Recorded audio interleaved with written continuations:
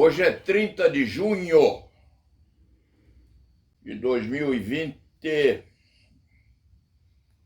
são 11 horas e 35 minutos de uma terça-feira.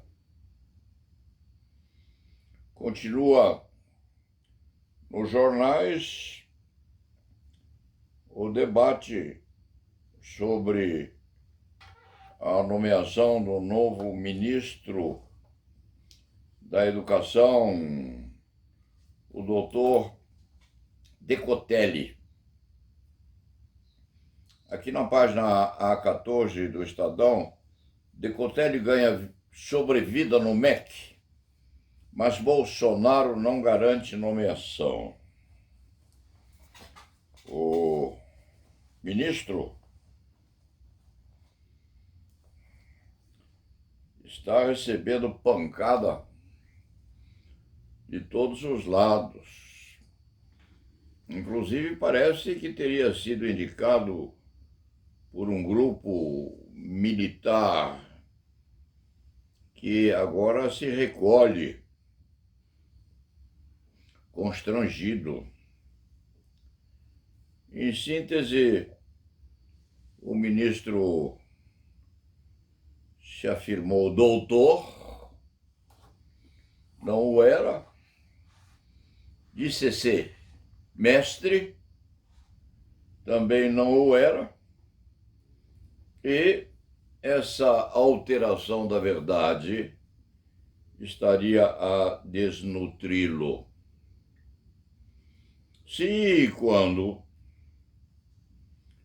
for mentira o fato dele ser doutor em direito ou doutor, regularmente assim denominado, e mestre, também com regularidade nessa denominação, se não for verdade, é evidente que se cria uma situação muito constrangedora, porque o ministro teria faltado com deveres ético e legitimado legalmente a garantir a veracidade de seu currículum vitae. Nós trabalhamos todos os chamados intelectuais, e mesmo aqueles que não sejam pertencentes a carreiras do estilo, nós trabalhamos sobre o passado, sobre a documentação. Este Escriba tinha um antigo professor que, quando colocado em dúvida sobre determinada situação, dizia: só falo com o doc. E os alunos achavam, em princípio, que o professor só falaria com doutores. Não. O professor só falava com documento na mão. Verdadeiro, sim. Se falso, aquele que o exibisse iria ser processado criminalmente e, se, quando provada a mentira, seria posto no chamado ergástulo. Então, o doutor Decotelli não é doutor. E é assim que se fala e se diz. O Paulo Sérgio, há anos, se afirma não doutor. Foi professor de direito numa escola bem posta, eticamente, no Ministério da Educação, com registro legal, Perdeu-se tal registro porque o Paulo Sérgio abandonou a cátedra há uns 15 anos, quiçá, porque era preciso viver. Mas o Paulo Sérgio é bacharel. Às vezes, quando está de bom humor, o Paulo Sérgio diz que é um rábula melhorado. É uma expressão curiosamente sarcástica, mas é mais ou menos assim. É bom dizer que o fato da criatura portar ou trazer uma titulação de doutor não o legitima como portador absoluto de capacidade ou competência intelectual.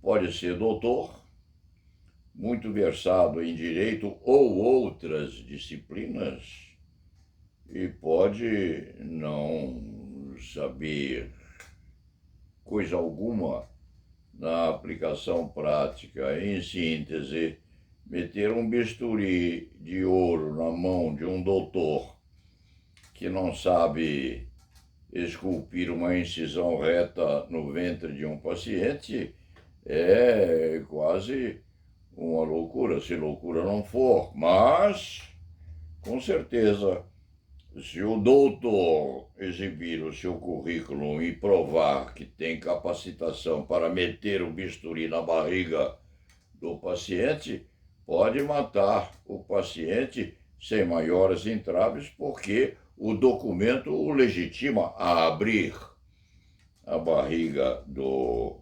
infeliz, matando-o em sã consciência e nobilitado pelo futuro, porque foi operado pelo doutor fulano de tal. Essas coisas funcionam mais ou menos assim. Em outros termos, não se pretende na vida real, na prática, saber o que o indivíduo tem como documento, mas saber o que ele sabe. E a sapiência, no fim das contas, vai depender, sim, dos conclaves e dos debates na vida pública ou mesmo no exercício da atividade privada.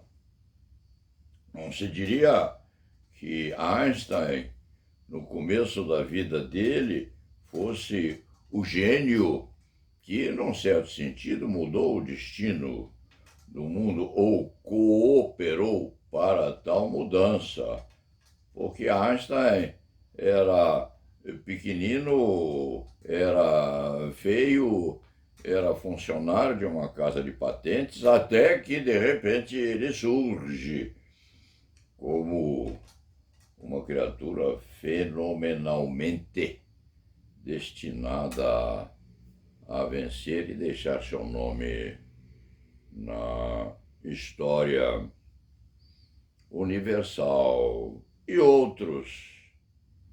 E Henry Ford. Henry Ford, segundo consta, não tinha título algum para fazê-lo um dos maiores fabricantes de veículos que o mundo já teve. Este escriba tinha um Fordinho 1937, que andava muito bem. E Ford, no fim das contas, se transformou em quem era quando nós o conhecemos como tal. Então, ser doutor nobilita, é claro, não é indicativo de competência em si, mas é legitimador da ocupação de determinados cargos ou da competição no aperfeiçoamento da carreira universitária também. No Brasil, nós temos 800 mil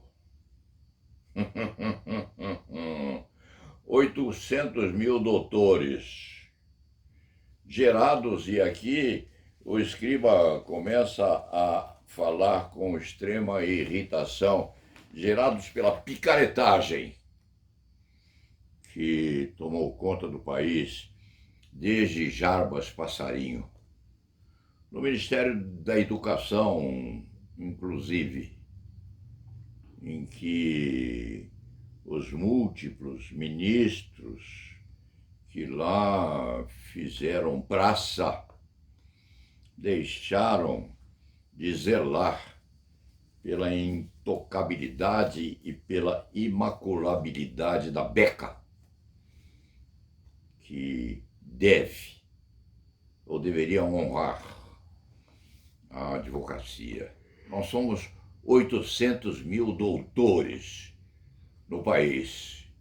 E quem os produziu foi exatamente a sequela daqueles todos que passaram pelo Ministério da Educação, a partir de priscas eras. Aquilo lá era uma picaretagem só.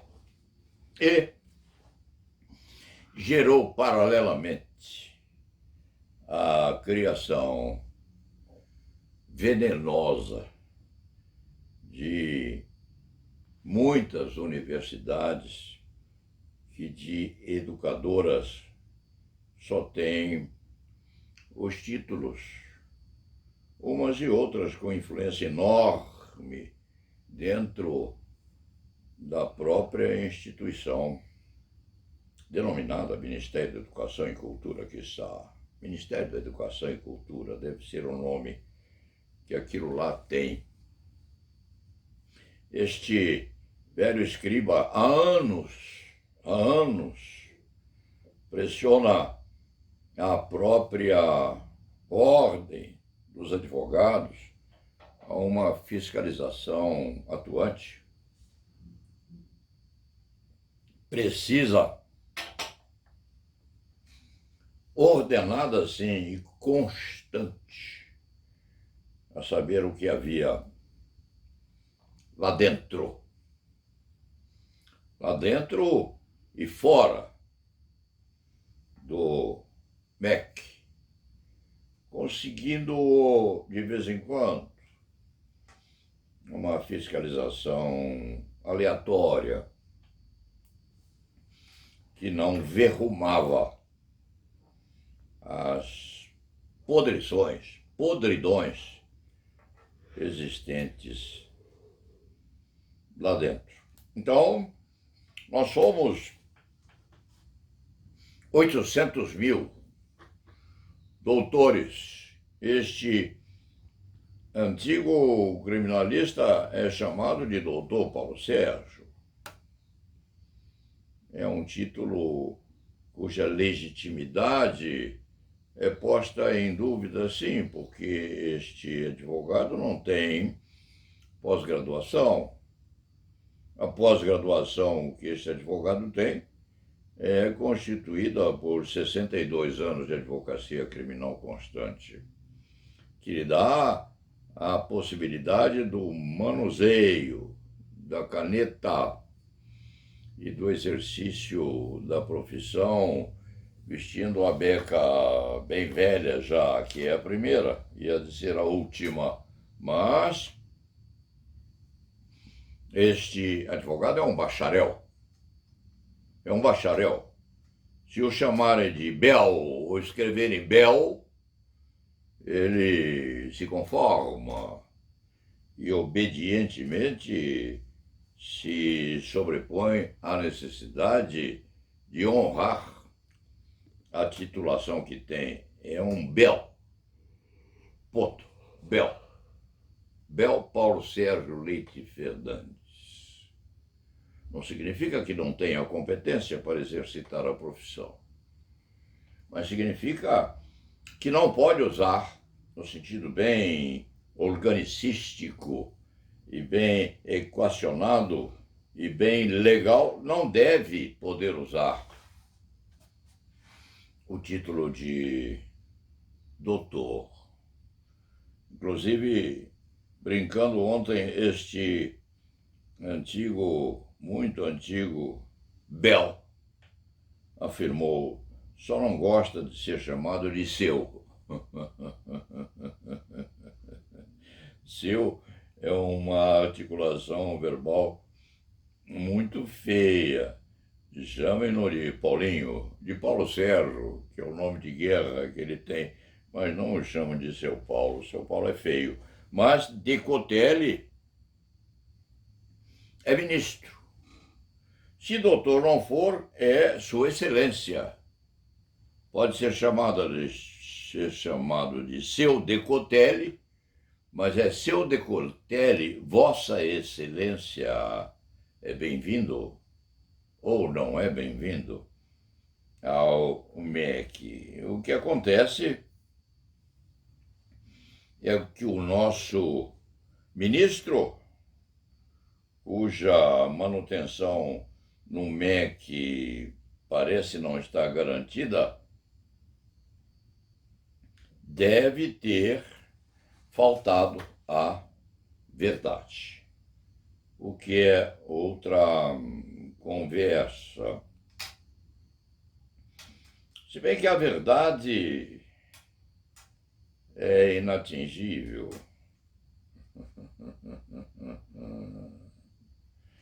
A verdade dificilmente pode ser perlustrada ao extremo, é infinitamente uma criatura escondida atrás das portas. Mas, embora surreal, a verdade foi ofendida pelo eminente ministro. Se quando a nomeação dele for mantida e ele meter as mãos nas gavetas do MEC a saber o que há lá dentro, e o que o seu anterior ministro deixou por lá, até que merece uma certa dose de creditamentos. Se intrometer as suas mãos naquele gavetório. Nós somos, caríssimo ministro da Educação, porque foi nomeado, crescer. Não se sabe se há de ser mantido ou não, mas nomeado parece ter sido. Nós somos, ministro, 800 mil advogados gerados por uma atividade pútrida, que não se sabe quantos estiveram lá. E agora mesmo, nessa pandemia, com a maiorização do ensino universitário online, nós temos instituições cobiçosas, mais cobiçosas ainda, a abastardar mais ainda o ensino e o estudo do direito. Porque quando isso passar, o ministro, este bacharel não sabe por quanto tempo Vossa Excelência ficará no ministério, se e quando ali ficar. Mas essas instituições estão cobiçosas dentro dessa pandemia da extensão dos currículos do ensino e estudo de direito online. Ou seja, não será mais necessário assistir às aulas.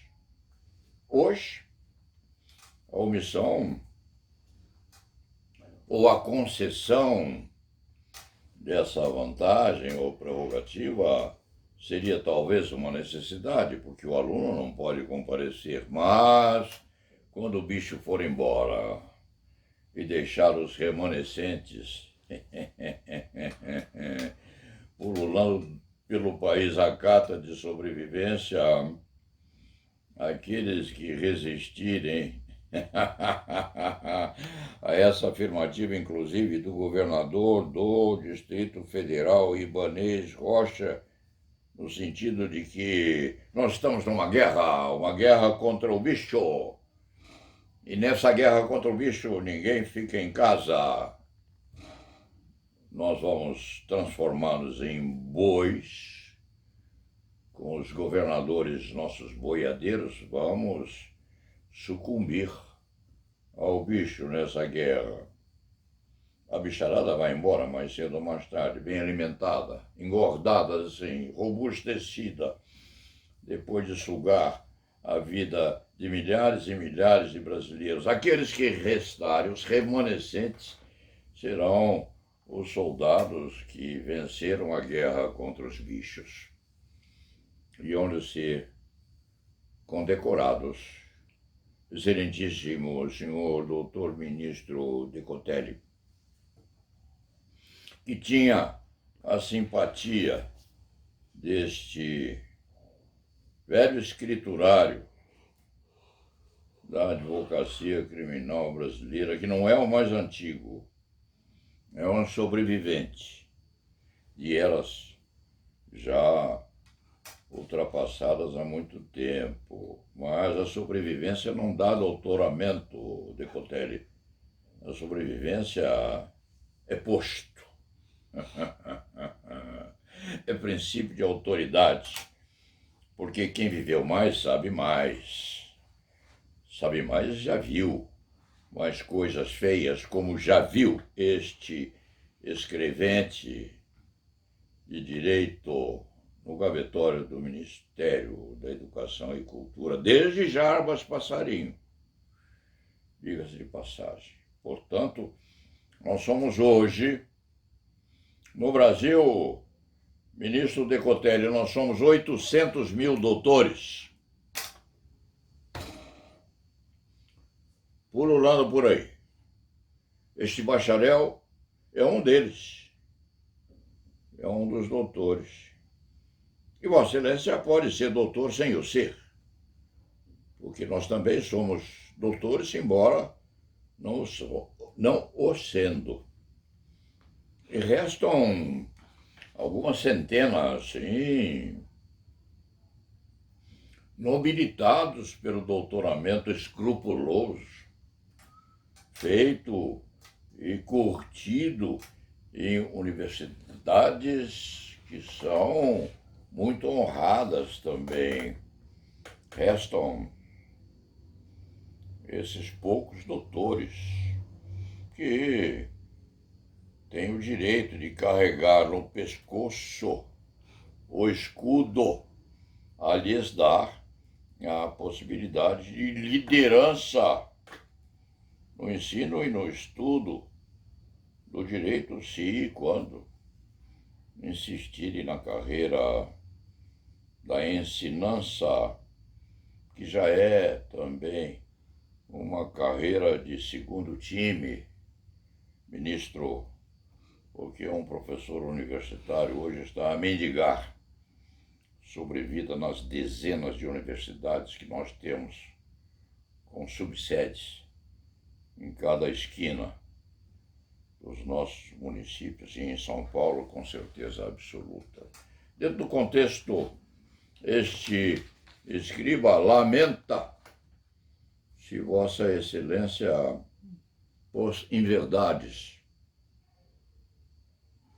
no currículo.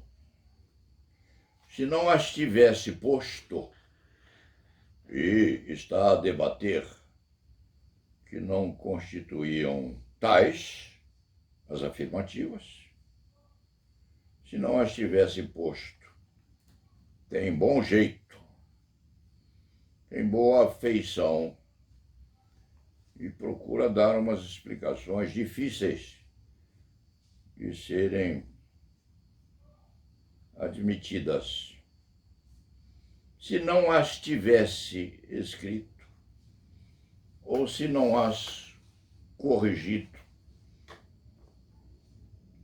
ou se não as exibisse no currículo, deixando-o embora pequenino e seco, quem sabe não teria sofrido, inclusive, críticas do jornal O Estado de São Paulo,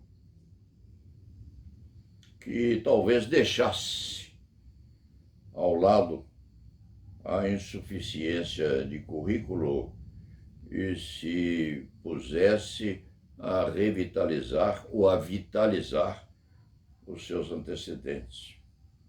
Nós vivemos, feliz ou infelizmente, ministro Decotelli, nós vivemos do passado. O presente não existe. Quem o afirma é José Luiz Borges, Jorge Luiz Borges. Nós não temos presente. Enquanto o escriba tenta guardá-lo, o presente já foi, ministro Decotelli, e ele já é aquilo que já aconteceu. E, desgraçadamente, nós temos a nossa expectativa de futuro, porque se o escriba afirma que presente não temos, quando o afirmar já foi ultrapassado na assertiva. Nós vivemos daquilo que já foi. E Chico Buarque de Holanda tem essa expressão que o escriba vive repetindo. Procurando bem, todo mundo tem pereba, só a bailarina é que não tem. O escriba tem receio de continuar porque precisaria aspear esta afirmativa sob pena de plágio. Porque as aspas dão credibilidade, inclusive, àquilo que foi plagiado. Então, nós vivemos escondendo as nossas perebinhas, ministro. Todos temos nossos ferimentos de batalha, pequenos, médios ou graves. Procuramos não cometer os grandes, os médios, fazemos força para não concessão às tentações de momento, e os ferimentos leves, as perebinhas, nós levamos com graça e procuramos mantê-las embolsadas, enquanto tentando um comportamento ético bem posto. Vossa Excelência tem as suas perebas. Se e quando faltou com a verdade. E os ferimentos, ao ver deste velho escrevinhador, ministro, não se devem ao fato de não ser doutor, enquanto pretendia apresentar-se como tal. Essa pereba, ministro, tem origem na falta de DOC.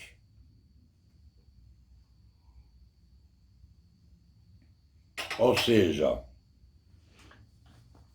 documento. Ministro, nós vivemos a poder da exibição do papiro, da certidão, do certificado, que Vossa Excelência parece não ter. Se quando viesse seco, límpido, humilde, afirmando eu sou o que sou, e mais não sou porque não pude sê-lo,